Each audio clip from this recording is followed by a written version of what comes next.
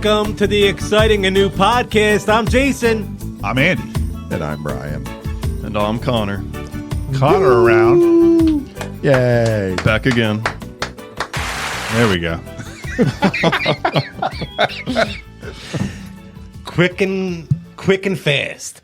This week we're doing The King of Comedy, released in Iceland in 1982, December 18th, 1982 in Iceland, and February 18th, 1983 here in the United States. That's why we didn't do this in 1982. We don't play by Iceland. Yeah, no. King of Comedy, rated PG with a running time of 1 hour and 49 minutes, directed by... Oh, Scorsese. There you go. You're not a Scorsese fan from what this is the first I'm hearing this. I don't love all his movies. Good old it's Marty. Not a guaranteed love fest from me. Is it Scorsese or Scorsese? Because I hear Scorsese a lot more nowadays. Scorsese. I thought it was Scorsese. It used to be Scorsese when I was young, and now it's more Scorsese. So I've noticed I think it changes I've as you drifted grow more older. to the Scorsese. What's his first name? Martin. I say Martin Scorsese. Just Marty S. That's the way you Yeah, go. Marty. Just call him Marty. Yeah, there In you my go. notes, I actually put Marty and Bobby doing a PG movie. Like, what are the those two guys? There was not one fuck in this movie, and there were times where I was expecting one, and it didn't happen. Mm-hmm. And then I was like, "What are we doing?" But it says big letters there at the beginning, PG. This is our first Scorsese movie. It is. Do you want to try his top four? What do you guys got? Wolf of Wall Street. Wolf of Wall Street is not in. Well, let's see. Scorsese's. He won Best Director for Departed. Departed is not. That's awesome. He should have top won four. Best Director for Goodfellas. Goodfellas is in his top four. Taxi Driver.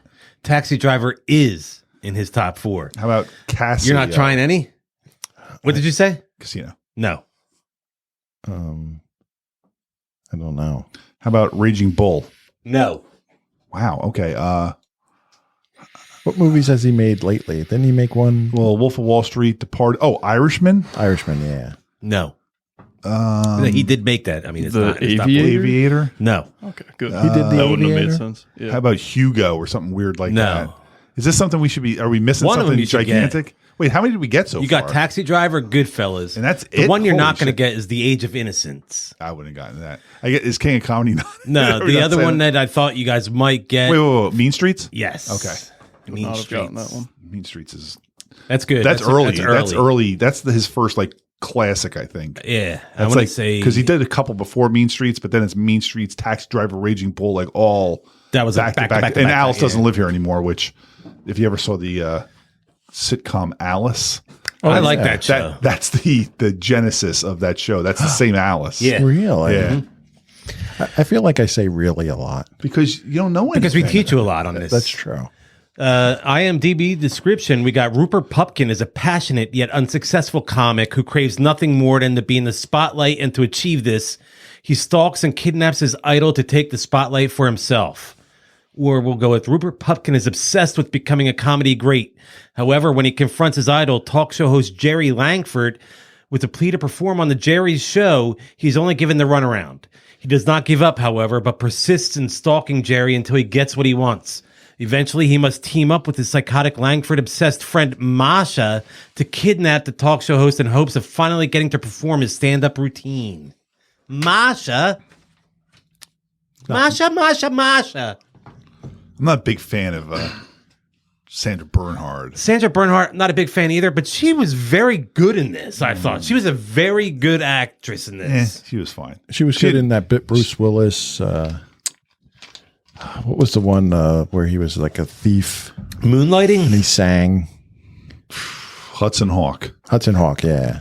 She was good in that. I don't even remember I don't think I've her seen being that. in that. Yeah. Yeah, I can't say I'm a fan of hers. In fact, most of my knowledge of hers was I she don't was hate on her. she was on Howard a lot back in the You just, day. seems and like you hate her, though. Like you don't like her. I don't like her. That's what I'm saying. It's like, do you dislike her or do you just... I mean, it's funny because I started watching it with Michelle yesterday, and as soon as it came on and she saw her name in the credits, she's like, "I'm out." So Michelle doesn't like her either. But Michelle hates a check lot of out- females. Yeah, Yeah. Michelle's a misogynist. Yeah. She is. She That's very no joke. much She is. hates a lot of Yeah. female actors. Yeah. No, but there's nothing about her I like, and I couldn't. If you're going to do her top four, I couldn't name anything except King of comedy. Hudson Hawk. You just named one, yeah. Hudson Hawk. Okay. And Hercules and Wrongfully Accused. That's her top 4. So there, we got her out of the way. How about Bobby De Niro? Not a fan. If she was hotter, maybe, but she's not. I thought she was really good in this movie, though. She sold me as a very insane person. Yeah, I'll no, say no. that. So She played her fit the role well. I'm just saying in general, like if Sandra Bernhard's in something, I'm like not excited that she's in it. She's not someone that I don't get turned off of it like Michelle She was did, super obviously. annoying on Roseanne. Do you know who she never watched was in Hercules?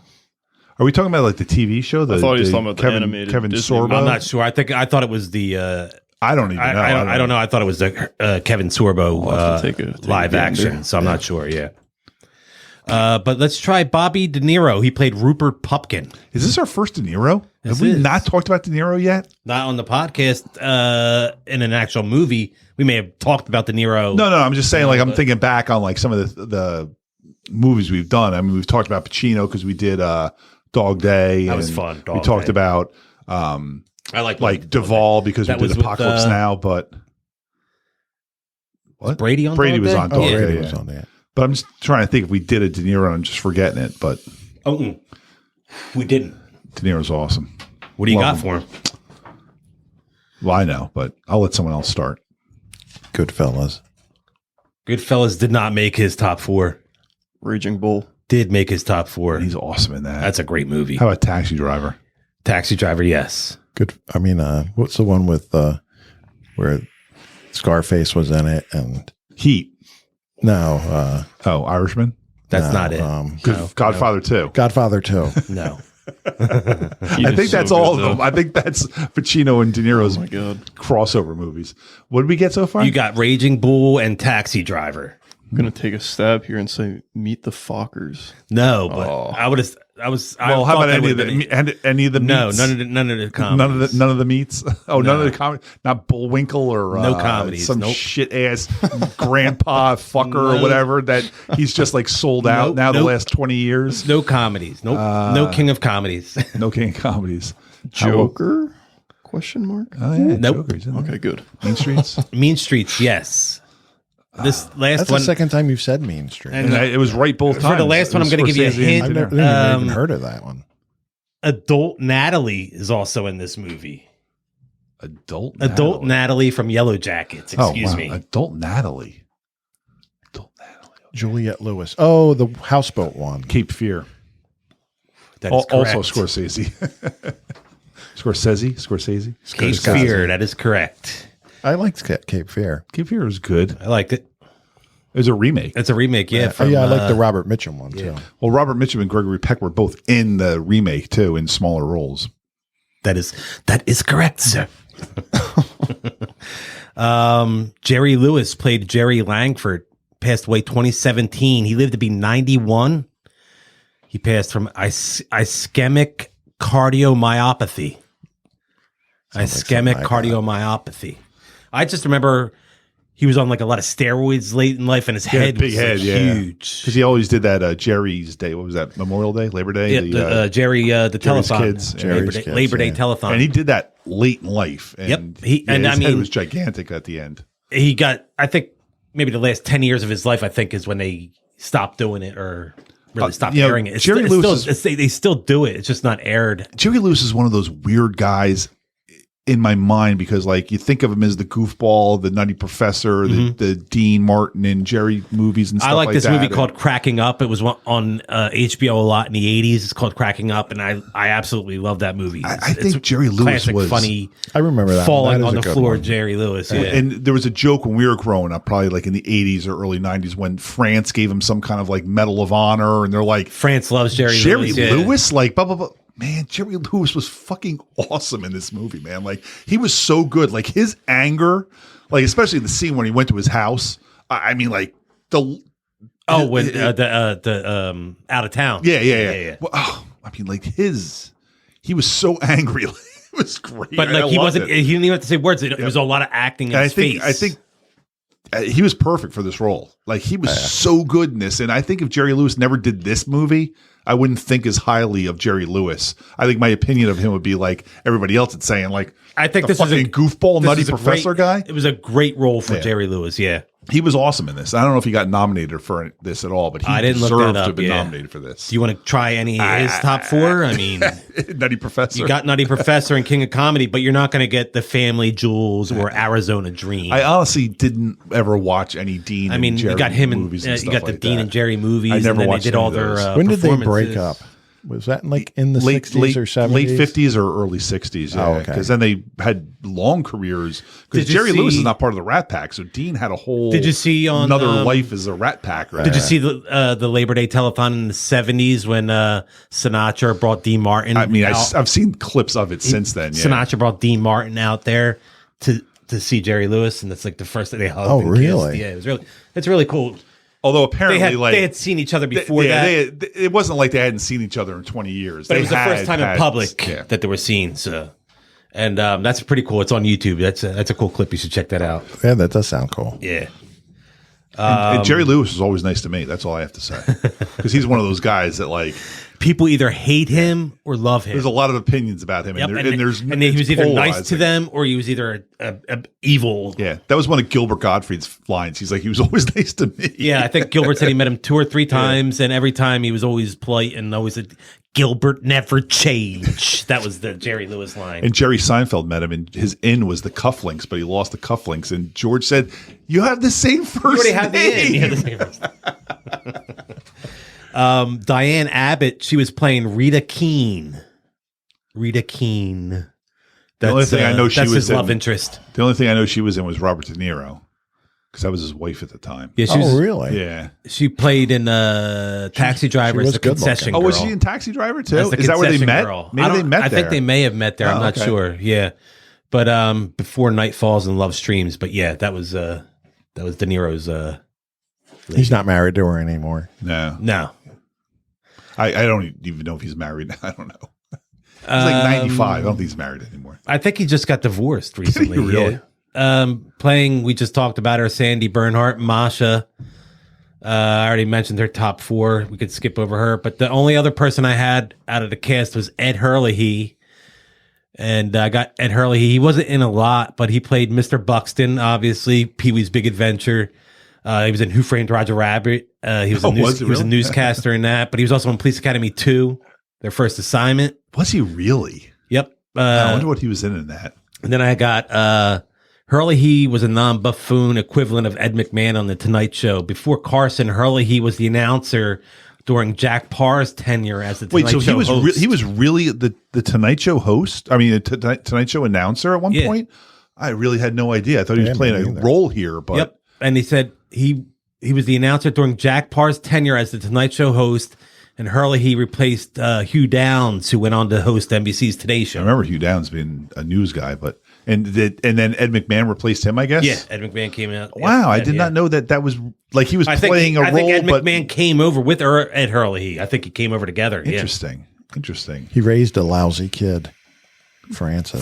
Francis was a shit. Yeah, he was a but Pee Wee got him back with the gum gum. that was The all gross in his mouth. It turned to black. It right? was like Yeah. tar. It looked like he Yeah. was chewing on tar. I or listened something. to. Do you have any idea what we're talking about, Connor? Connor's sitting over here going like, Pee Wee, what now?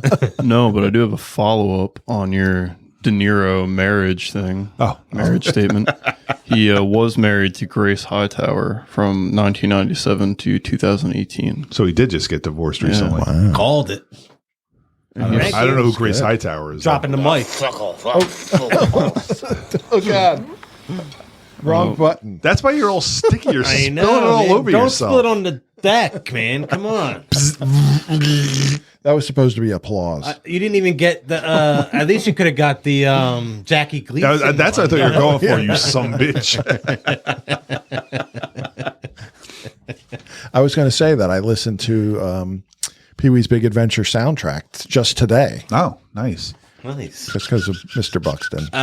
That's all I had for the cast. But then I wanted to mention that there are some other people I saw. Like there's some street scum in a couple of the scenes out on the street. Obviously, it's the members of the Clash, the band The Clash. Oh, It's Martin Scorsese's favorite band, and he had him in this movie. that's pretty. Were they the scumbags? They were. I think when They were the street scum. they're fighting on the street, when she's arguing that Yeah, with Rupert.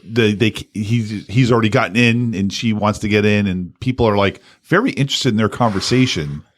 Watching I think them. that was the Clash guys around there. That was some serious hype for Jerry Langford coming out of the studio there, and then all the That people. was crazy. Like, was it like that every night?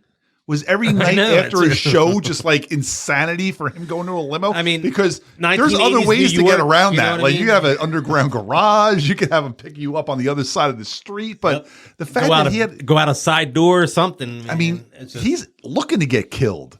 So all some psycho has to do is have a knife on Masha him. was in the limo. That's right. She was in the limo, and then Rupert didn't have Rupert any gets in the problem limo, getting yeah. in the limo, and then they don't even drop him off. He's just like, "I'll drive you, I'll drive you until I'll kick you out or whatever." But I was shocked how the lack security there, because if that was Johnny Carson in 1982, someone would have killed him just because they would have been like, "Fuck you, Johnny." That lady, when he wouldn't talk to her nephew or son or whatever. Oh yeah. Oh, the The one that fuck was you! I hope you get Oh, cancer. yeah.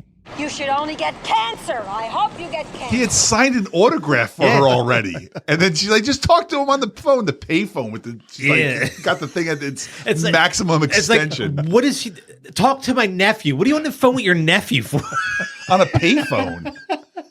It was so middle funny. of the There were day a in couple New York. payphone shots in this movie. Like there was the time where he was like waiting at the payphone hoarding it. bank, and he was just like he wouldn't let anybody in there. And people were like going around. And the first guy that came up to him, I was like, "Is that Mel Gibson?" It was not Mel Gibson, but it sure as shit looked like 1982 Mel Gibson. But Oh, that's a very young. I said to slick-looking, Michelle, it was like- Mel Gibson. We saw him in Road Warrior. what they do in Times Square after this 15 bank payphone thing got taken down, because I'm sure that's not there anymore. That was a lot of real estate that they don't have to have taken up. That's I'm payphones curious how many anymore. payphones used to be in New York There City. were so many in that one shot. So many people wanted to use it. yeah. Yeah, there was lines of they were waiting for like People, and then you just see the people like going, walking by, like reaching in all the. You have no idea what we're talking about, right? Or do you? Looking for money in a payphone. I mean, yeah, I understand payphones. Like I'm right on the he understands the words pay and No, I'm phone. not saying do when you you put them understand together, he's payphones, like trying to get payphone, like what? change out of it. I was wondering if you Yeah, knew yeah, about that trick. Yeah, you know yeah, what I mean? Yeah. I that never worked for me.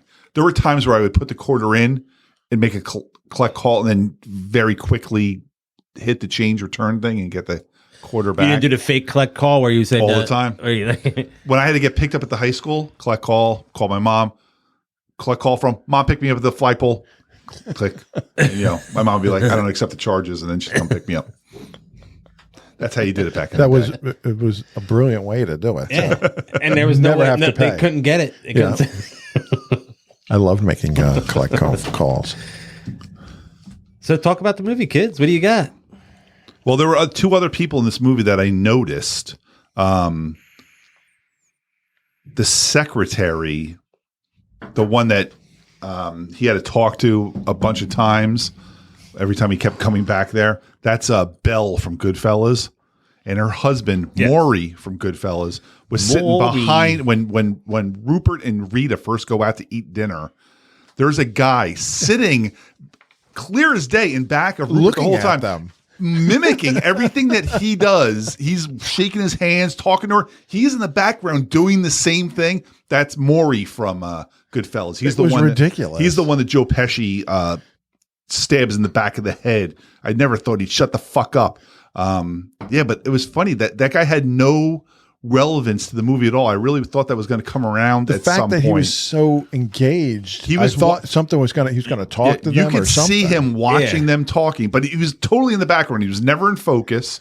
He was always in the background, and you could see when De Niro's like flapping his arms around, he's flapping his arms around, and then nothing Speaking came of of that. seeing people, I read somewhere that it said a scene in Times Square. There's De Niro is trying to connect with Jerry on the payphone. Yeah. That's that bank of where he was holding says- on the phone. Jim Carrey's briefly seen Fuck out of here. trying to get to another payphone. Wasn't Jim Carrey like 12 at that point? I feel like Jim Carrey's He would- my age. Jim Carrey's probably about 60. Is he that old now? Probably, Okay, I would say, yeah. But I did not see Jim Carrey in that scene.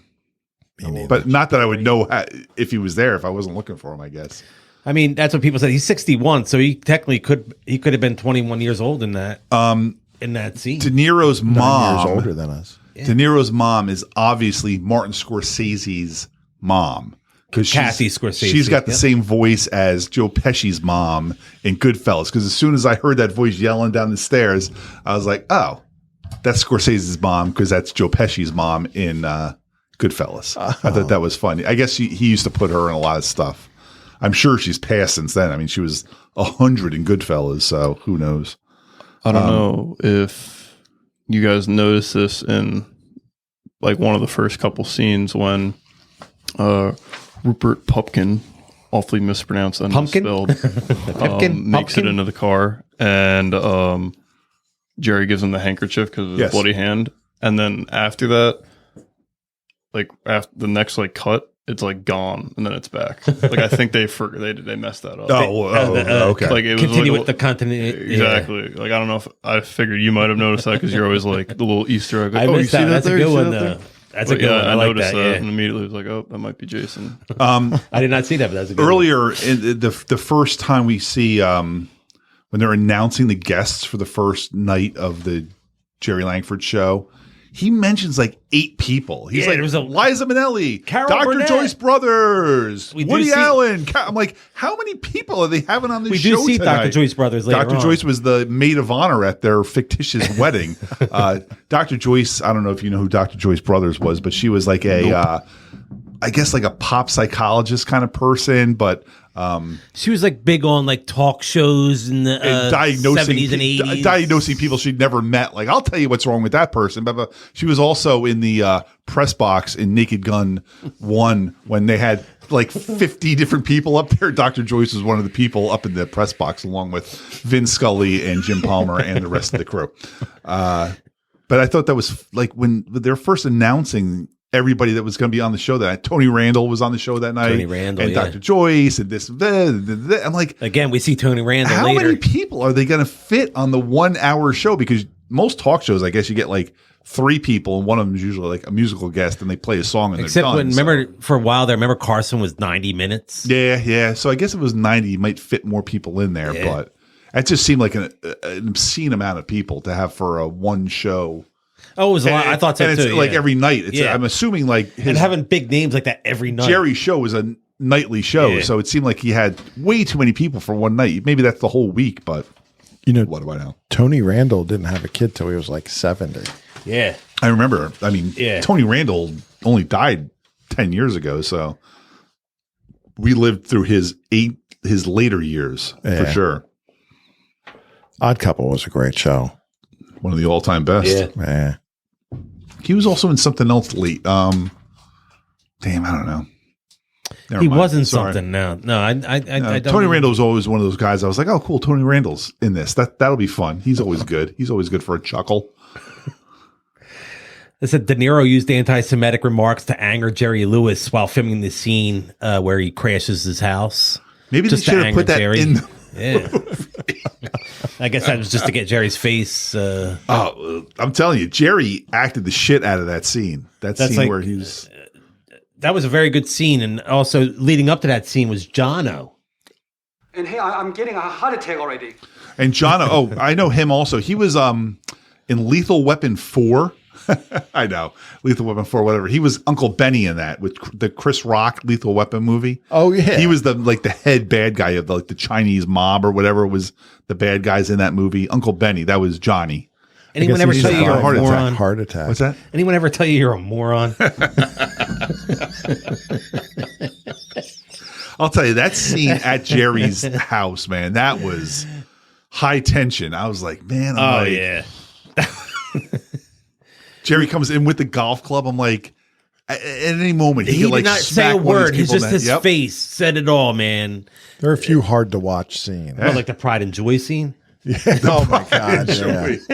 Do you even get that joke? Do you get that joke? You can keep that. When he first got out of the limo and he's going to his house, he's like, Oh, yeah, here's yeah, my okay, Pride and okay. Joy." And those were two kind of like dish soaps, I guess. The Pride dish soap and the Joy dish soap.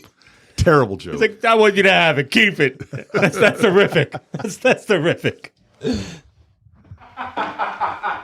That's terrific. That's terrific. That was Jason right there. What's Jason? Which one was me? That I don't one? know. I don't know. in that first scene where they're all like at the limo trying to get into Jerry's. I was looking for you in there. I'm like, Jason would be there trying to get an autograph. That autograph scene when he's at dinner with Rita and he's like going through the book and he's like, because like the one autograph, Marilyn Monroe, but the one autograph she couldn't tell what it was. It was his autograph. Oh my God, he autographed his own autograph. He's like kept saying that, usually the ones you can't read are the geniuses because it's so sloppy or whatever he said. But oh my God, so the bigger the name, the bigger the fame.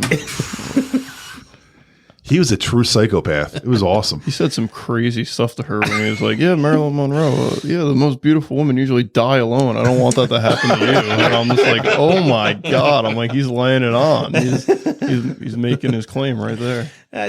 He had all this great autographs in there and he's just ripping his out and giving it and gives it to her. You keep that. That'll be worth something. Buy something nice for yourself. There you go. It might have been worth something though after that aired. And he said he had Woody Allen's and he said Woody Allen's a close personal friend. Yeah. Which I guess in 1983 was like kind of cool. Like 10 years later, it'd be like, I think it would be were pretty you fucking like I think underage girls cool with still. him. Allegedly, Woody Allen did, but I don't think he did anything wrong. I don't think it's allegedly. Didn't he bang his Didn't they get stepdaughter or something married? like that? Or Yeah, but she was old enough. was she? Yeah, she was old enough. He was like, "You're 18 now." They didn't live together. See you, Mia. They were totally living together. She was living in her mom's house. She lived, but Woody wasn't living there. Woody lived in the apartment. She lived at the house. Oh, So, okay. I watched the It documentary. seems like you're really trying to make Woody I was just soon going to be say a something thing. about a documentary. I'm like, I bet Jason saw one if there is one. And then there it is right there. I saw a couple Woody docs. We already talked about Robert De Niro and Diane Abbott being married in real life. You mentioned that earlier. We mentioned Rupert Pupkin's mom was played by Mrs. Scorsese. Also, And was she in Goodfellas? She was the one making spaghetti? Yeah. Okay. When he has to get the Spaghetti. knife, he's like, "Mom, it's a sin," because he has to put the deer out of its misery, even though it's shit. All right, I'll do this. The guy from Goodfellas that was making fun of him at the get your shine box. Oh, yeah. Frank Vincent. Frank Vincent, but what's his name in the movie? Billy Batts. Billy Batts. Billy Batts. They have to put Billy Batts out of Johnny his misery. Carson, Frank Sinatra, Dean Martin, Sammy Davis Jr., Joey Bishop, Orson Welles were considered before Jerry Lewis. Carson was the only one that was actually offered the role before Lewis. When you say but he turned considered, it like, down. were they just sitting around a table like us being like, who should we get for this role? And they just mentioned every single guy in Hollywood at the time that was like That's what I 50 read. or older. That's what was there. That's what I brought to. Orson Welles would have been fucking terrible in this. The only one they offered it to was Johnny Carson would have been good because Carson was already doing this as a real job. Liza Minnelli filmed a scene for it, but it didn't make the final cut. It totally did. She was sitting right there next to him, and he was like, "Hey, Liza, you just got back from tour. You're always glowing when you come back off tour." She actually filmed a scene. She sang "New York, New York," but it only appears in the finish. She only appears in the film as a life-size cardboard cutout, a guest on Rupert. So she actually filmed a real scene. Yeah. Okay. Her name still appears That's in the closing weird credits. that they didn't use that. I wonder why they didn't use that. I'd like to see that. I mean, I have no love for. I don't care about Liza Minnelli at all. It's just weird that She's you would great get on her. Arrested Development. He has the Arthur. Lucille too. I mean, just Arthur. It'd be, but why did you get Liza Minnelli to film a scene and then not use it? That's weird. Talk to right? Martin Scorsese. Nah, he can do whatever the fuck he wants. But it's just weird that You think that You there would would do be that. a cut of it with that in it, though? Somewhere. I don't think Scorsese does like director's cuts. I feel his movies that come out in the theater are the director's cuts. He's like, he's got that kind what of was his cachet. first movie that was big? Mean Streets or Taxi Driver, I guess. Look, maybe I found it. When Rupert is talking to Rita in a restaurant, a man in the background is imitating Rupert's hand gestures. Look at that. And it's Maury. The man Maury's is played by wigs. Chuck Lowe, who also appeared in Goodfellas as Maury Kessler. Hell fucking yeah. I'd say Taxi Driver is probably his first real big hit. Mean Streets came out before that, and Alice Doesn't Live Here Anymore came out before that, but I don't know how big those were box office wise. I think Alice Doesn't Live Here No More was more of a hit, like a Mainstream hit? Yeah. Maybe. Yeah. I mean, we were so, that was like 70. I think Mean Streets was like or something 71, that. 72, so wasn't it? We're very young then. I don't know. I wasn't at the box office then. I wasn't around, man. No. Connor definitely wasn't around. I was strolling the streets looking for payphones back then. What do you mean? This film had a budget of $19 million. It was a huge flop at the box office. It only made $2.5 million and played for less than 2.5 weeks in cinemas. Wow. So even back then in the era before video, they just took it out of the you take it out of the theater and then that's it. Pull it that fast, yeah. Because now it's different, but like for a while they just leave the movie out there and see if we can get a couple bucks next week, and don't put it on video. But De Niro said he prepared for this role by studying Richard Belzer. The recently late Richard Belzer, really? Belzer, So that was Belzer up there on stage at the end? That was his Belzer imitation, yep. I've seen Belzer stand up. I think Belzer's stand up was better. You saw him live? No, but I've seen his stand up on HBO. TV, yeah. I thought you saw him in concert. Oh, no, I've never seen Belzer live. I never saw Belzer live either. Just on HBO, but I thought all of the basement scenes with Mr. Pupkin were just like phenomenal. Oh, like where he's doing like his act himself. When he was going back and forth in his head of how he thought like his dinner conversation was going to play out. Yeah, that was amazing. Crazy. Right? It was so like it was hilarious. I'll give you the 6 weeks. Yeah, I know. Like it was, and the guy draws his caricature, and he's like, "Why is he bigger?" Oh yeah, it was so funny, but it really showed like his psychosis. Oh like, yes, he it did. is delusional, and yeah. that put it on like for a while for like next like quarter of the movie. I was like, is any of this going to be real? Like, is this all? It is one of those kinds of movies because it made me second guess it for a little bit. I definitely believe the end of the movie that post prison stuff is all delusions. I don't think any of that's I definitely real. got the post that it was delusional too. None of that's happening. Yeah. He's not writing a book. He's not selling out Carnegie Hall or whatever they were talking about. So and people chanting his name. 87 million people didn't see his stand-up routine on that think episode so. of Jerry Langford. I questioned its reality at the end because I was thinking like that could totally happen today. Like someone could totally get fame from some absolutely insane like back then. like Going that. to jail was kind of a death sentence. You're not bouncing back from that. Okay. Not many people were bouncing back. Not in the then, 80s. no. Nowadays, it's like a badge of honor. I mean, Martha Stewart went to jail. Yeah. and now and everybody's like, "Oh, Martha Stewart, she's awesome. She went to jail." Murder was the case that they gave Snoop. And one of the things I picked up watching this time was like, his mom's calling down to him all the time. Whatever, it's Scorsese's mom calling down to. All right, Ma.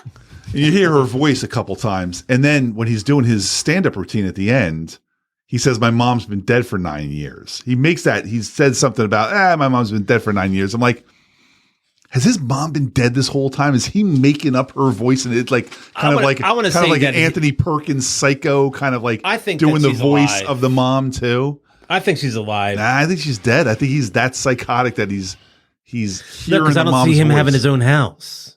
Yeah, he's living off her Social Security or something or whatever inherited. Speaking of that, Masha, she had an insane house. Yes, she Well, I did. think What did I do? think they said she was living with her parents. Oh, is that? I think at one point she said my parents. Okay. I think she said my parents That are house gone for was the insane. weekend. I know. Yeah, it was because- like a penthouse. Yeah. I was like, what is going on? here? I thought that too at one point. I think she said my parents are coming home on Monday or something. And why did she Something want to be like Tina that. Turner? Did she say Tina Turner? She said I want it to be black. I want it to be Tina Turner. Ah. That's what she said. Yeah, I missed that. And Tina at that point, I don't know if you really wanted to be Tina Turner. that was She was getting smacked That around was by before Ike at she that came back. Her That's 80s definitely before comeback. a private dancer. Yeah, When did Mad Max Beyond Thunderdome come out? later Late 80s. later 80s, Because yeah. I think Private Dancer is like 80, 83, 84. So that hadn't come out yet. So Yeah. you wouldn't know that Tina Turner was coming back for a resurgence. She was just playing like casinos probably at that time. The whole penthouse apartment, whatever scene when he is comically taped to this. How many this rolls chair. of tape did they use to get him into that? That made me laugh cast, out loud. That cast of a. When they first showed him sitting there.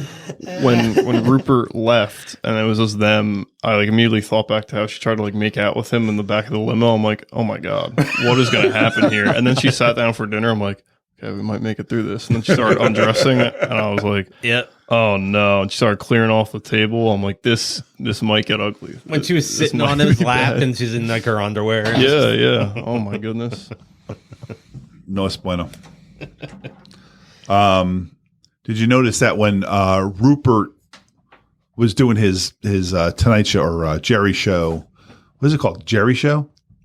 When he's doing his set, when Tony Randall's going over the cue cards and stuff like that, and he's complaining about the opening line because he's talking about how he was complaining that his opening line was like, my writers all got taken out into the park and shot or something like that. He's like, is that funny? Am I using that joke? And the director's like, it's funny. Just use it. That's Martin Scorsese. He's playing the director of the show. I was like, I know those eyebrows, those bushy eyebrows. Yeah. I had that in here as an aside, but that is an correct, aside. Yeah. I liked when Rupert was holding the cue cards and Jerry was on the phone and just his that was Jerry Lewis was insanely that was great. It's upside down. Your card's upside down. The exasperation. There's nothing on the card. He was so mad. He was almost like if he was chewing gum almost. He would have been like. I'm telling you, Jerry Lewis. I mean, De Niro is obviously the star of this movie. He's 90% of this movie, but Jerry Lewis was the best part of this movie. He was perfect in that role. Great in this movie, and De Niro's great also. I'm not diminishing him, but.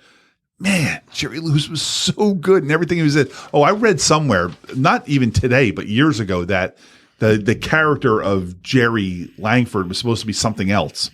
Whatever. Richard Langford or something like that. He wanted it to be Jerry because when they were filming all those scenes where he was just walking down the street and random people were just Jerry Lewis, like Jerry. They could use those in the actual film footage of the movie because everybody just or they knew that they were going to have a lot of footage that was going to be not able to be used because it had somebody and that screaming. Is weird. Like, how was he so comfortable just walking down the street to do whatever? I don't even know what he was doing. He was walking blocks and blocks. I love and blocks. 80s New York. I know I've said it before on this podcast. 1980s gritty New York is just so fun. But he's just walking blocks and blocks and blocks. Cab guys are talking to him as they're driving down, and he's cool with it. Whatever. Hey, the cab driver, as he's just walking, it's like he's almost running him over. He's all the way into the curb, and he's just talking to him, and Jerry's just engaging him the whole time. And that's probably the scene where the "I hope you get cancer" lady was on the phone, but. That was a very crowded street when she yelled at him. It's weird that he'd be able to walk down the street in that kind of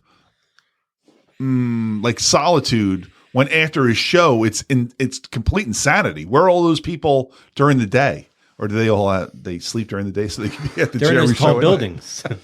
They were all the construction guys yelling down at him. His banter with the taxi driver was just great when he's like, oh, you should bring me on your show. He's like, oh, I could have used you last night. The immediate back and forth. It was just so natural. He's probably used that line 1,000 times to everybody that's come up to him. Oh, I could have used it last night.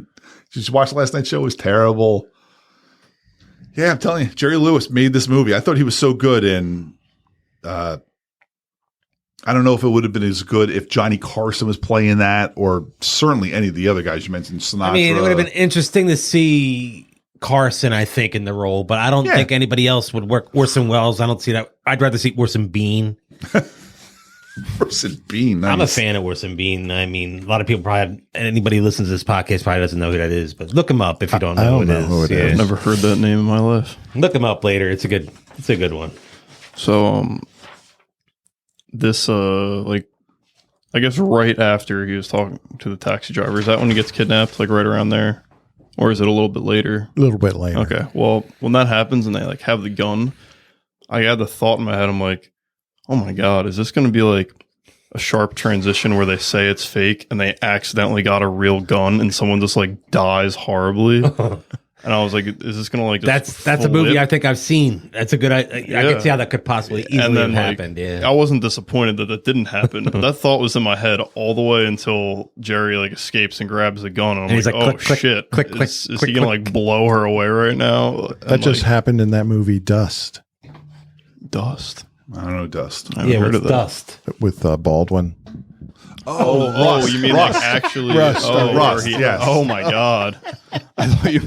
Holy crap. He got the movie name wrong, but still, that's a good one. I've seen the canned comedy at least 3 other times before last night when I watched it. I've seen this at least 5 times, I would say, yeah. There was a point when I was watching this at the end, and I'm like, does Jerry Lewis get killed here? I'm like, are they going to fuck up and kill him by accident? I was like, I've seen this movie before, and I was still not 100% sure he was making it to the end of this movie. I don't know why that was happening, but You were thinking the Joker. That's why. maybe because this is obviously Joker DNA all over it. Well, And that's- no, I take that back. The Joker's got King of Comedy DNA all over it. It's so crazy how I said that when I saw the Joker. That was the first thing I said. Oh, King of Comedy. It's all King over of Comedy this. and I mean, Taxi Driver too. yeah. Both of those together are the Joker. No. No, I agree. I saw the Joker when that like premiered, and I had not yet seen either Taxi Driver or King of Comedy. And I'm like, And now you've seen both of those, and right? yeah, and I saw the Joker, and I was like, this was spectacular. And then after I saw Taxi Driver and King of Comedy, my opinion just sours the more I don't think it takes about away from the Joker. I think the Joker's still a good movie. Joker's just not as original as he it's thought. certainly It not was. as original. Joaquin Phoenix, absolutely phenomenal, deserves all the praise for that movie. But the idea of the movie, like I can't like hold it in as high regard because I'm like this Because he probably had it as like, this is innovative. This Yeah, is, exactly. And the then to Joker- see that it was done 40 years earlier. It 50 literally years looks like earlier, he yeah. watched King of Comedy. He's like, I'm gonna do that a little bit darker. There's gonna be a little more violence, and I'll pull all that this- violence and from then Taxi Driver. Yeah, and I'm just gonna do the same thing. I'm just gonna do the same. I was thing. saying to Jason yesterday or today, I can't wait for the Joker sequel when they take Goodfellas and Casino and smash that together and make that into a movie. That'll be really cool. and you even got De and- Niro and Joker too. Yeah, well, I So, think like, that's crazy. why De Niro works so well as he's the Jerry character in Mean Streets in King of Comedy in Joker. Maybe King of Comedy is canon to the DC universe, and this is just in the future. And he's had his show for so long now. This is the Did they? I don't remember what his name was in the Joker. Is it Rupert Pumpkin? That would my be awesome God. if it was. That'd be sick if you all of a sudden. Pumpkin. It was Pipkin. Rupert Pipkin. Pipkin. I need to see what his name is. If it's even close. I'm sure it's not. I know, because but, like- I'm sure people would have pointed that out. Like, really? You're doing this? Murray Franklin. Did That you was his mention name. that Margot Winkler played Maury Goodfellas' wife is also in the movie? Did you mention that? I couldn't remember if you she's mentioned that the earlier. Yeah. secretary. Yeah. That's Belle in Goodfellas. I couldn't remember if you had mentioned that part. He never doesn't come home at night. He'll always call me. You know something's up. Another thing with the Joker is he was delusionally in love with an old like high school crush who is also a black woman. It's like, Oh, is that Zazie Beetz in yeah, Joker? if you like Yeah. just go down, it's crazy how many little things like down to a T. There's similarities. I think that's also a Robert De Niro thing too. But Oh yeah, for sure. man, I love Zazie Beetz, man. I love Zazie When I Beetz, see too. her, I'm like, nice. I'm very glad she's in this. Whatever she's in, I like her, Deadpool yes. too, Atlanta.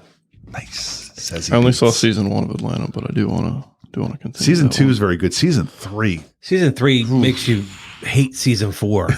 but season 4 was okay. I Season like 4 was season okay, 4. but I mean, I couldn't get into season 4 as much. It was troubling because I was like, are they going to keep doing the same thing? Season 3 has a lot of the guys aren't in it. It's just like Oh, okay. let's Season- make fun of white people for Season an 4, episode the kind of sneaker thing. episode. That was a great episode. I loved it. Yeah. That was a great episode. Yes. And then the episode in the mall yes. was insane. Yes. Overall, I liked Atlanta. Yeah. Season 3 sucked. That's it. That's my opinion. There's a scene but when Zazie Beetz was good in it. Rupert's going into where Jerry works during the day, not at the studio, I guess their office or whatever. And there's a movie poster. Don't say it, Andy. There's a movie poster on the wall. As soon as I saw it, I was like, boop, boop, boop. But There's a movie poster on the wall. Did you see the name of that movie that was on that poster? Do No. you want to guess what it was? Barbarella is coming to mind, but I might be just because of my The movie, inner monologue. the movie that's on the wall actually came out in 1980. that should be a gigantic hit. Did Only you do one movie this came out in movie? 1980. Caddyshack. Oh, that did come out in 1980. Sorry, 2 movies came out in 1980. It's not that. Empire. Yep. Empire Strikes Back. Oh. Good job, man. Good knowing your history. That was like 30 years before you were born. That's awesome. Love that movie. Well, it's one of the It's all-time the best. best one. I'm good with 80s and up. The further back you get from there, I start to get a little bit That's good shaky. because I mean I was born in 1970 and the 60s are kind of foggy to me. So the fact that you're good in the 80s, very good. We got a couple of sound bites I can Oh, yeah. Let's hear what you got. I think it's that I look at my whole life and I I see the awful, terrible things in my life and turn it into something funny. It just happens. It's one of my favorite quotes from the movie. Thank you for getting that. You want to play Andy's favorite Was quote? that part of his monologue? That was or his stand-up routine, I mean? It was when they were asking him how he gets... He was imagining having a conversation with Jerry. Okay, that's what it was. Okay. Oh, when who was on the couch? Was that Dr. Joyce on the couch? Yes. When he got married. Yes. When they did the surprise. Like stripped straight out of the Tonight Show when Tiny Tim got married on the Tonight Show. Tiny Tim was a large novelty man. act. Novelty act, yes. He played the ukulele, tiptoe through the tulips. He got married on the Tonight Show, and it was stupid. But this was... Who did he marry? It was a weird name. It wasn't like Miss Elizabeth or something like that. I know that's Macho Man's girl, but it was something like Miss somebody. But that marriage was straight out of the Tonight Show's... Was it Large Marge and Tiny Tim? It was not Large Marge. Tell him Large Marge sent you. Yeah, but that wedding thing, as soon as it happened, I was like, oh, this is like Tiny Tim when he got married on the Tonight Show. And Dr. Joyce Brothers was the... he married Vicky Budinger. Miss Vicky. Miss Vicky. So on that quote, it does remind me of his... when he actually got to do a stand-up, and I was really eager to see it, because I thought, like, when they cut away from it, I'm like, oh my God, are we not going to see, like, what he actually has to say here? What'd you think of his stand-up? I was so concerned that it was going to just be, like, just horrendous. And, like, he got up there, and I was just sad, because it like his delivery and his technique, wasn't, I don't think it was terrible. I'm not a stand-up critique. It was Richard Belzer stand-up. But I thought it was, well, like I said to Andy, like, if he would, there's a lot of New York comedy clubs. Yeah, he could have been playing. He should have been working on his act in a comedy club rather than just trying. He to had what it takes that he could have been found, because they said he had some stuff that if he worked on it, they wanted to come down and see him. I once think he they got were a little honest polished. when they came back to him. I really do. I thought one of the best parts of this movie was that they never show his act until the last part, because there's many times where it's like, this is where they're going to play. They're going to play the cassette. They're going to show him doing it in the basement. They're going to show him working on it in front of the mirror. And as soon as he's about to do it, they cut. And I was like, he does. I'm like, I know he does his act at some point here, and then he does the whole thing. And I thought that was really good. Yeah, it was. I mean, it was good. Did it really slay though? I think he does well. I think it's very done. Yeah, it's done very well. The delivery and everything was good. Just the content of what he was saying, I just felt so bad for him. Yeah, I felt more pity for him than it was good. Yeah, I wasn't feeling happy that he had a great set. I was really kind I felt of like bad he could have been something. I wish they had shown a scene of like the audience kind of like, not, it's not Russia, not with a gun at them, but just like the applause sign, like flashing, and they're all kind of like, okay, like, yeah, good. Because he walks off and they're still applauding him. And I'm like, I don't know. Was that set worthy of that kind of applause? I think so. Speaking of that, when he was, I don't know where he was. He must have been in a museum when he was just like doing his like stand up to like a wall of like a I think that was his basement. Oh, the audience. Yeah, I think that was his basement also. Oh, okay. Because I think his mom calls him at one point. It looks like although she could be anywhere. Yeah, she's in his head. That shot though, when it like pulled back, that was one of the best shots. Yeah, he had a really cool basement. So good with Liza and Jerry in his basement. Although when you think about that, he's sitting there. We're looking at him with Liza and Jerry, but he's looking at the backs of cardboard cutouts. Unless he has them also on the other side. I thought about that as soon as he sat down. Like, so he's looking at the back of cardboard cutouts, going like, "Liza, you look great." Wait, did I put Liza's on this side of me? Because really, the only reason you care that Liza and Jerry are there is you as the audience to see that that's who he's talking to. But in his head, it could have been nothing there, because we've already seen him do the whole dinner scene where he was sitting with Jerry the whole time, or the what was the scene with the when he was getting prepared with the sweater and stuff like that? Or that was Masha. That was Jerry. She was really doing that to him. Yeah. But there were multiple scenes where he was making up. Well, the whole thing where he got invited to the Hamptons for the weekend, that was completely made up in his head that he actually invited him out there. So then he shows up. And how many times he kept saying to get out of there, and like Diane Abbott's like, come on, let's go. And he's like, no.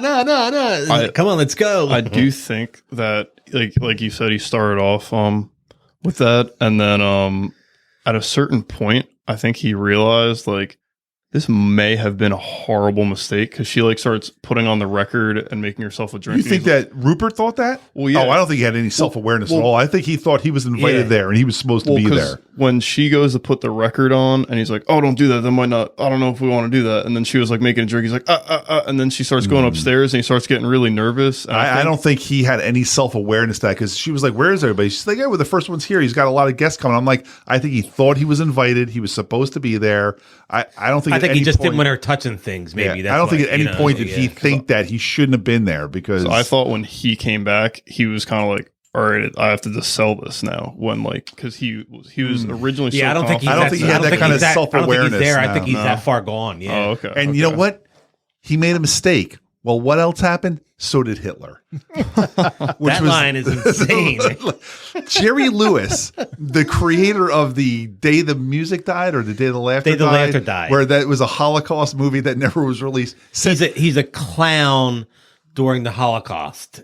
I think Life is Beautiful is kind of based filmed, on that. but it's never been released. Oh. But he said, yeah, it's in a vault so somewhere. did Hitler. I want to know what Hitler's mistake was in Jerry Lewis and Jerry Langford's eyes. What was I told you what I think it was. What was it? Invading Poland was the mistake. I just find it so hilarious that like that's his go-to. Yeah, well, Hitler made a mistake too. Like really, Hitler made one single mistake. Single mistake. It's a weird go-to. Yeah, I have to agree with you there. I think you could have said like, yeah, Nixon made a mistake. Like, yeah, you shouldn't have like lied or you shouldn't have covered up Watergate or whatever. But Hitler made a mistake. He's got another soundbite for you. Here's your soundbite. But look, I figure it this way. Better to be king for a night than schmuck for a lifetime. That's what I've been doing my entire life. That's how I've been a schmuck my entire lifetime. Great closing line right there. Was that his closer? Was that how he ended his set? Yeah. That's a great line. I like that one a lot. Yeah. That's when everybody started clapping. Well, they were laughing the whole time. But. I don't think it was that funny. I think he was doing a lot of imagining there. And those FBI guys, that FBI guy that's like leading him around at the end there into the bar and everything like that. What did he say to him when he's putting him back in the back of the car? And he's like, he said he didn't want to tell you. He said he's killed. But he said he didn't like it, and he's like, he said, "Who wrote this material for you?" And he's like, "I did myself." He's like, I hope that's not true." He's like, "If you wrote that material, you better get on your knees in front of the judge and beg for mercy or something like that." Thank you, Connor.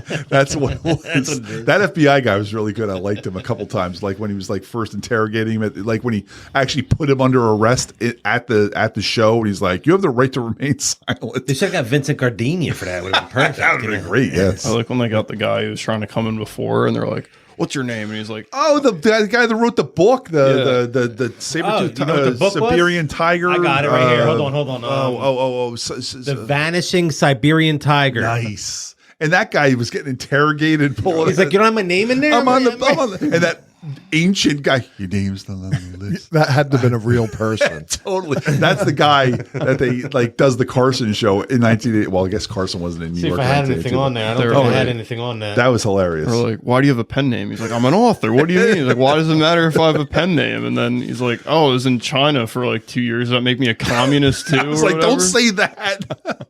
That was great. That poor guy, he got bumped because of Rupert that night, and they didn't actually have the decency to call him and tell him he got bumped. But they do like 8 guests every night. How come they couldn't fit? They couldn't tell Dr. Joyce Brothers not to show up, or Woody Allen, the producer, television producer of the Johnny Carson show, Frederick DeCordova. Fred, I saw Fred in that. Yeah, yes, Johnny Carson's actual producer was the producer of the show. As soon as I saw him, I was like, "Oh, I know Fred." I remember DeCordova. Yep, Jerry. Johnny would always show him. I listened to a great podcast. It's over now, but it was called the Carson Podcast. And he had a bunch of people on there that worked on Carson or were actually guests on Carson. And that was really good. Wow. Really I couldn't think there was that many people left. There was a lot. There was a lot of people, yeah. Rich Little do it? Rich Little did do it, Rich Little was always on Carson. Is he still alive? He is still alive. Wow. That's why I brought him up, because he's the only one I can think about that's still alive. Dr. Ruth Westheimer. But they had like Terry Gard did it, Mel Brooks did it, like a bunch of people. Wow, he had a lot of people on there. Really good. Gilbert couldn't get Mel Brooks, but he did the Tonight Show podcast. Gilbert had Mel Brooks' number, but he wouldn't call him. Yeah. fucking Gilbert. Why don't we get some scores for this? Or did anybody have anything else they wanted to add? I mean, any? I did have one last. Go ahead, let's hear it. So I thought one part that this may have been arguably the funniest part of the movie to me was when Jerry gets back to the house, and I forget what's the guy's name, his like butler. Oh, was that Johnny? Jono like gets to the door and he's just like, and he like can't open the door. He's like slamming the locks around Jerry's for like waiting to 20 get out. seconds. And he's like, I'm standing out here for 8 minutes. With he his said. golf club over his shoulder. I actually, the only note I haven't brought up yet was from that scene as well. And I was like, why is Rita even going with him? Is it just for the chance to meet? Because she doesn't obviously like Rupert. Like she's kind of like, I guess glomming She feels off of bad, him, kind of. like, It seems like, why right? is she going all the way out to the Hamptons to go like hang out here? And I don't know. I guess he sold it, but she should know he's psychotic already. She went to high school with him, right? Yeah, she's known him that She long. should know yeah. he's psychotic. Took him 30 years to ask her out, right? Well, he said he was 34. He said he was 34 at that time because most people have made it by now. That should tell you something. I got my score. Would you like to start us off? You want me to go first? Nah, because you'll bring us down. Connor, you start. no, he has to start because he gets influenced. Remember? Yeah, but I know his score's already going to be low. So He I said he doesn't like Scorsese. I don't want. He I don't. thinks I don't this is even one want that he him to liked. give his score. Really, I think Brian should be better off as a silent producer. You guys just over think there. of these scores like grades, though. Yeah. What do you think of them as? What do you think it as? I think of them as a score. So like 1 is a to grade. 2 is really bad. 2 to 3, to No. well, I mean 1 10 to 20. You take it out of 100%. What's good? Good is 70 and up. Wow. Yeah, it's like a test. I would say like if I'm looking at IMDb, Dude, he went to Northern Burlington School back in the IMDb is 1 to 80s. 10. It's a different thing. If it And has like A was a 6.5, 70 there. IMDb is a 1 through 10, so that's a different scale. So don't even think of IMDb. well, if there's a score, it says 6.5. Ours is 1 to 100. We talked about I would it. be like, we did it on the Love that's Boat not too. bad. We did it on the Love Boat. You never were doing. I'm giving this one a 60. Did we score Love Boat episodes? Did we? We gave Love Boat scores. I think. Did we really? Oh, they were all 50s. Wait, what did you say there? I'm sorry. I'm saying if I see an IMDb score of like 6.5, which would be a 65 on our scoring, I would think, okay, that's not a bad movie. Really? I'm going to go back and look at like a bunch of 6.5s and it's all going to be like Police Academy 7 No, and Friday the 13th You'll part be 8. surprised how many. No, I am telling you, Yeah, but you also be 6.5 is not a surprised good too. But score. you can't compare that. But I'm telling you, 6.5 is not a good score. See, I don't think of it as grades. I think of it as Start thinking of it as a grade now. Give it then you know what? Give it a letter grade. C minus, B plus, D minus. Give it a letter grade. So we're grading that. No, you are. Oh. You are giving this a is letter happening grade. here? We are all doing out of 100. You're doing a letter grade Because you we can't understand handle- how to You can't do a handle score, the number yeah. system. So He's you're with going to him give and it a letter Michelle grade. can't handle it. Michelle's like out of 100. Add a 0 to your fucking score. So you want me to give my grade? Letter grade. Yep. So what would a 70 be? C minus. C minus. 70, huh? 70 is actually I'm not actually bad. kind of surprised you gave it that high a score. I like this movie. I'm never going to watch it again. That's okay. You don't But have to I watch it again. I thought it was way too slow in the so beginning. mean. But Never watching you again. the first half was very slow. I'll tell you this much. Enjoy The first credits with this still shot of him at the window of the limo, I thought was a little much. It was like 5 minutes of just him in the window of the limo. I'm like, they could be Masha's doing a hand. little something here. They could be doing a little I thought so showing too. the crowd outside the limo. It But felt like whatever. it took forever to come on. That was an 80s thing, I think, where you did the Wait, still shot. I watched it on YouTube. Oh yeah, I did too. What- you didn't tell us your Okay, story. so I guess the one problem I have with YouTube is they do the commercials. Oh, I don't have commercials. I have YouTube Oh, you Premium. have premium. I don't have it. Well, the commercials weren't bad because they were the same kind of commercials where it'd be like 5 seconds, hit skip.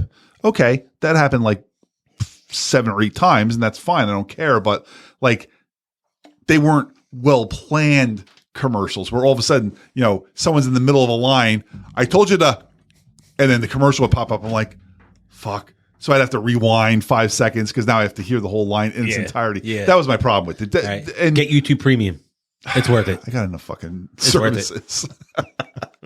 That was my one thing I wanted. I'm glad you brought that up because My score is probably going to be really high. So should I go next? I want Yeah, you go next. All right. I really like this movie. I would watch it again next week if you wanted to. I'm a big De Niro fan. I'm a big Jerry Lewis fan. I give it a 92. Okay. An A-. That's a good score. Thank you. I like this movie a lot, but if I am comparing this to other Martin Scorsese, That wasn't the job. I know it's not, but I have to like put it in the context of De Niro, Scorsese movies. No, you don't. I'm putting this at the bottom endish of this. Like, I'd rather watch Goodfellas. I'd rather watch Casino. I'd rather watch Raging Bull. I'd rather watch Taxi Driver. So I'm going to say That wasn't the question, though. yeah, I'm going to say it's an 80. I'll say I liked it a lot. I don't like it as much as those other movies. So I thought it was really good, but those are better movies. And yeah, 80.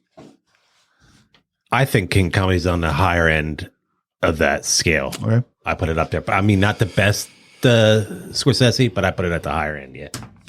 I'm sorry, guys. So I will be giving it an 86. So B plus range for, Yeah. for Brian over there. And for your conundrum, it is definitely like right there with Taxi Driver for me. I would have to rewatch Taxi Driver because that's been a while, but I think both of them are pretty comparable in how good I think they are. So I watched Taxi Driver during COVID, and that movie is phenomenal. I haven't watched that in is a while. awesome. So that's one. And I don't think I Goodfellas, ever saw it. Goodfellas will. You've never I seen mean, Taxi Driver? Or Raging really? Bull. Goodfellas is like top Wow, 3 really? all time for me. So nothing's ever passed Raging on Bull that. was 80, I think, also 1980, wasn't it? Maybe. Yeah. You should check out Raging Yeah, Bull. Raging That's really Bull's good. great too. Oh, yeah. Joe Pesci's in that as well. Yeah. I know Brady's seen it, right? no, You I, probably Taxi don't like it. It's Driver. black and white. It's boxing. He's I not think- going to like that. I don't think Brady saw Raging Bull because he's not It's- always. You know, it's a, I'm saying it's a being, boxing movie. Not fair to him, but he's definitely not a fan of black and white movies. So I think, But that is turned him off. black Brady and is? white. yeah, correct. But Raging Bull is black and white because they're trying to capture Exactly. something. It's not black and white because it was they hadn't invented Yeah, so color I think yet. I think like this, like Schindler's List is black and white because they're trying to exactly. capture So something. that's why I and didn't Clerks wanna is say- black and white because it was cheaper. They didn't have the money at that point. I didn't want to say all movies because I know like Yeah, in yeah. certain circumstances, like Schindler's List, he loves that movie. So like, I don't think Raging Bull in black and white would take away from any of that movie. No, That's a great I movie. agree. In fact, if it was in color, I don't think it would be as good. no, Why? Next week we're doing what? Class. With Yeah. Andrew McCarthy. I don't think I ever saw that one. Andrew McCarthy, Rob Lowe, and Jacqueline Bisset. Jacqueline Bisset. Oh, Who was the guy? Was Robertson? Cliff Robertson, Cliff Robertson, yes. the first Uncle Ben. John Cusack's in there. Nice. Yeah, it's one of those kinds of movies. It's a pre-post Brat Pack getting their legs under them, because we've already seen Rob Lowe in Outsiders, and we've already seen John Cusack. Have we seen John Cusack yet? Not I yet. guess we haven't yet. No. Gross Point Blank. Oh, great movie. But that's not what we're doing. I know. Gross Point Blank's later. That's like, That's that's just what I way think. later. You That's have to what I make it think to like of the when I hear that 90s, I name. think, for that. But yeah, so that's what's coming up next. Thanks, everybody. This has been the Exciting and New podcast. You can get us everywhere. Spreaker, Google, Apple, Spotify, all those fun places. Give us it a internet? Rate, Get it on the internet. give us a rate, subscribe, review, all those fun things. It's the Jazoo over there on Instagram, Jazoo74 on Twitter. I'm Jason. It's been the Exciting and New podcast. I'm Andy Aegonzo1 on Twitter. you had it. Aegonzo1970 on Instagram. I think about it too much, and then I get it in my head that I can't remember it. and I'm Brian, Papa Bag Kitty. And I'm Connor. Variance Reviews on Instagram. Meow.